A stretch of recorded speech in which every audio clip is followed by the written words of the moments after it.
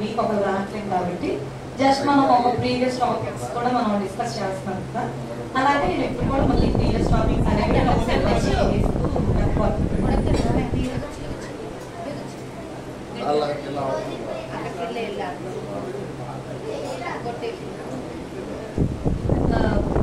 మనం ఏం అంటే దేవుడి గురించి మాట్లాడేటప్పుడు మనం ఏ టాపిక్ గురించి మధ్యనంతా బాగా డిస్కస్ చేస్తున్నాం. దేవుడి మహిమ కార్యం, ఇవన్నీ క్వాలిటీస్. నువ్వు ఏవైతే చెప్తున్నావు అన్ని క్వాలిటీస్. దేవుడి మహిమ కార్యాలు గురించి మనం చెప్పుకుంటున్నాం. దేవుడి మహిమ కార్యాలు అనడానికి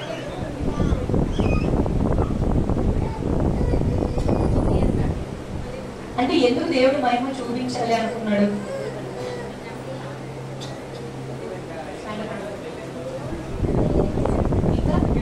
దేవుడి చిత్తం తెలియచేయడానికి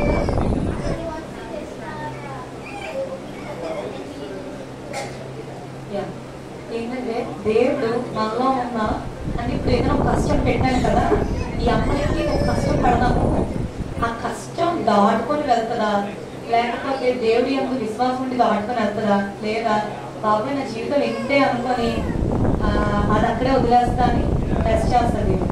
అలాగా దేవుడు కొన్ని కొన్ని సందర్భాల్లో మనం ఎలాగా చూస్తారంటే కేవలం సుఖమే ఇవ్వరు.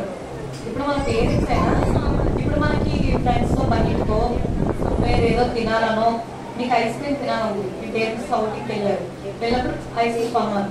Already your suffering with cold or else fever మరి నీ అదర్ ఈ దేంతో సప్లై ఐస్ క్రీమ్ అడిగారు, ఇస్తారా మీకు? అదే మీరు నార్మల్ హెల్దీగా ఉంటే కొంటారు. ఎందుకు అంటే అది సమయం కాదు. మీరు అడిగినంత మాత్రాన నేను అడిగినంత మాత్రాన ఇవ్వాలి కదా అని ఉండదు కదా. ఆ టైంలో మీకు ఏది కరెక్టో అది దేవుడు మనం అడిగిందల్లా ఇస్తాడని కదా. మనకి ఏది కరెక్ట్, ఆ టైంకి ఏది మంచిది, మనం ఏ నడవడికి లేకుండా కట్టుకుంటామో దేవుడికి తెలుసు. అందుకు దేవుడు సంయోజితంగా అంటే సమయానికి తగ్గట్టు దేవుడు మనకి ఏదైనా ప్రసాదిస్తాడు.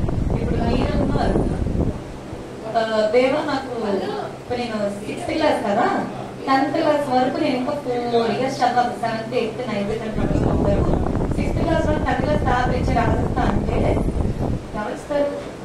ఎవరైనా ఇవ్వరు కదా. అంటే సమయం చెప్తాం. దేవుడి సమయం అంటే దేవుడి సమయం వచ్చే వరకు మనం వేచి చూడాలి.